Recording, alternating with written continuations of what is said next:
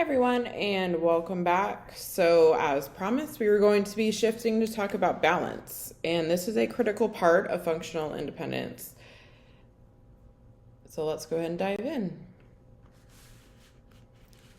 So balance within ICF code of D755, it is defined as functions of involuntary contractions of large muscles of the body induced by body positions, balance, and threatening stimuli. Again, this according to ICF.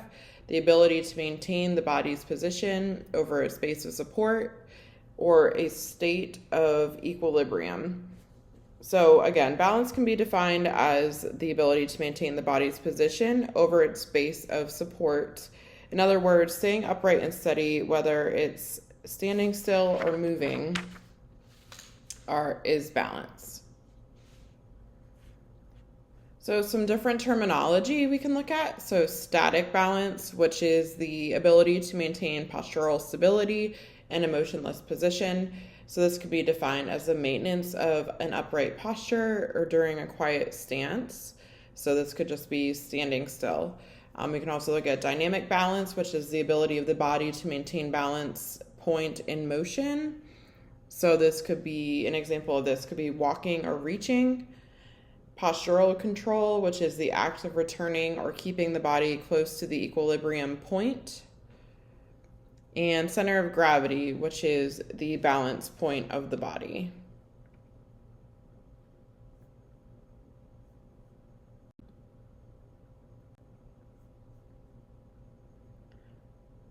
So there are a variety of different balance tests. So when we're looking at static balance, we can look, there's a test called the Romberg and Sharpened Romberg, which assess postural stability in a standing position.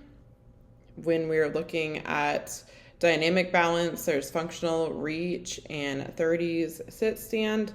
This assesses lower body strength and mobility by counting how many times a person can stand up from their chair in 30 seconds. We have sensory manipulation, clinical tests of sensory interaction of balance, or otherwise known as a CTSIB, and the modified CTSIB, which is the modified Romberg, and functional measures like the Tinetti-POMA, the Berg, that's probably the most commonly used is the Berg, and functional mobility, timed up and go, and the dynamic gait index, or the DGI.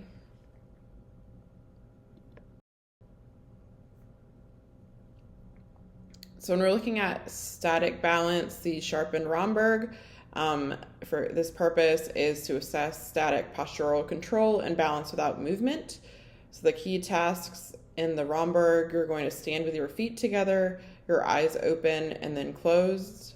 With the Sharpened Romberg, you're going to do a tandem stance with eyes open, then closed. And then for the 4-stage balance test, that's a progressively challenging stances. So you're going to have feet together, semi-together, singular together, standing on a single leg, that sort of thing. So this has a 4 stages of balance of that.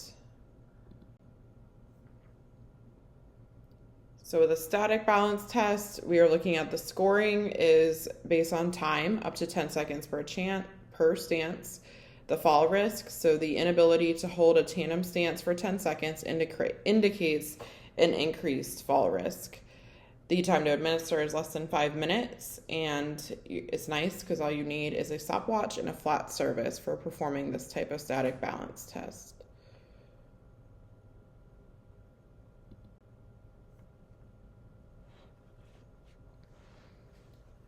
When we're looking at dynamic balance tests, the purposes are to assess limits of stability and risk of falling by measuring how far a person can reach forward without losing balance. So you may have seen that done in this little graphic here, kind of illustrates that. The key task is to stand next to the wall, arms at 90 degrees, reaching forward as far as possible without stepping. So the scoring for this one is based on the distance reached in inches or centimeters, depending upon what you're using, and the average of the 2 out of 3 trials. So this looks like if it's less than 6 inches, it's high risk, 6 to 10 inches, moderate risk, 10 inches, low risk. Again, this is only going to take less than 5 minutes to administer, and equipment needed for this type of test would be a yardstick or a tape measure, and then the wall.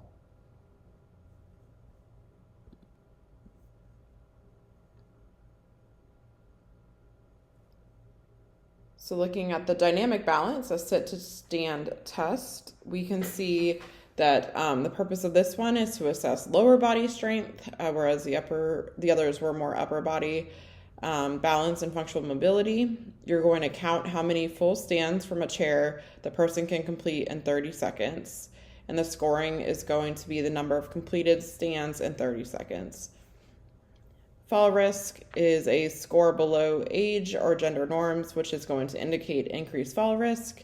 And the population in which you would generally be performing this type of test is community dwelling older adults, so those in your skilled nursing or assisted living facilities, that sort of thing. Equipment would be just a standard chair with no armrest and a stopwatch.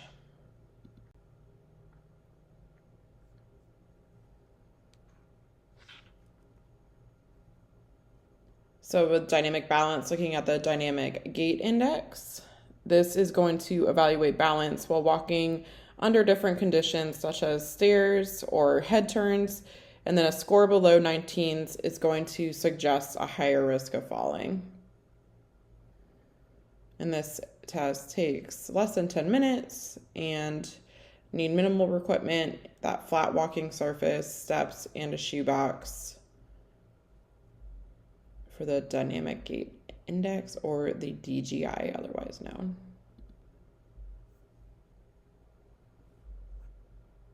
So sensory manipulation, these are clinical tests of sensory interaction and balance.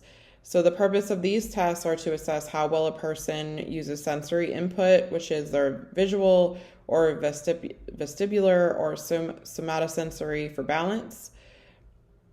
The key tasks include standing under 6 different conditions, so having your eyes closed, having your eyes closed firm, walking on different surfaces like a foam surface or a super hard surface. The timing is going to be in seconds per condition, and you're going to observe the sway or loss of balance. Fall risk is going to be based on the difficulty in multiple conditions, which may indicate sensory integration issues with that particular patient. And about 10 minutes to administer. You will need a stopwatch, a foam pad, and a blindfold. You can also just have them close their eyes as well. So moving on with sensory manipulation, with the modified CT-SIB and the modified Romberg, the purpose is just that it's a more simplified version of the CT-SIB with 4 testing conditions. You're going to stand with the eyes closed and then eyes closed firm on foam surfaces, once again, similar to the other tests. The scoring is going to be a maximum of 30 seconds, and you're going to record the loss of balance or sway. The fall risk is indicated by the inability to maintain the balance in a foam surface or with eyes closed, or that's going to indicate that there's a variety of different sensory integration deficits. And the time to administer is about 5 minutes. And for that one, you will need a stopwatch and foam pad as well.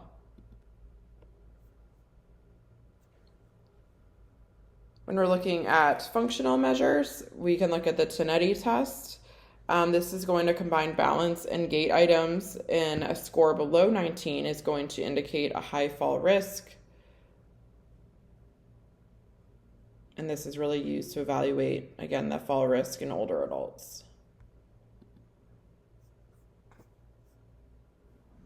When we're looking at the Berg Balance Scale, this is to assess static and dynamic balance in older adults. And it has 14 tasks such as standing, reaching, or turning. The scores under 45 is going to suggest a fall risk.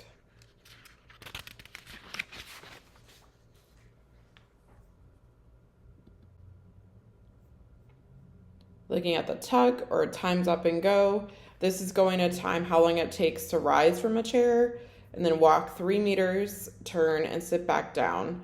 So if it takes the participant over 14 seconds, that's going to indicate a fall risk. Again, this is common in older adults, as you'll see with the functional measures. There definitely are instances that you can use it outside of older adults, but these are very common tests that you might see one do in a skilled nursing type assisted living environment.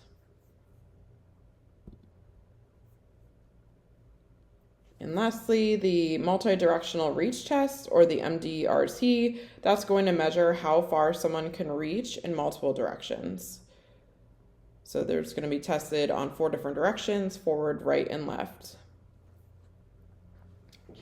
So as we can see, gross motor function and balance are cornerstones of mobility and independence. As future recreation therapists, it's definitely vital to understand how we assess these areas and interpret the results, as well as designing those interventions that are both safe and meaningful for the participants. So whether we're working with somebody that has had a stroke, or helping an older adult with fall prevention, or supporting somebody with Parkinson's disease, our role is really to use activity and recreation to enhance movement, to improve balance, and promote quality of life. And these are just some examples of tests that we can use to help them achieve those goals. Thanks for tuning in, everyone, and talk to you soon.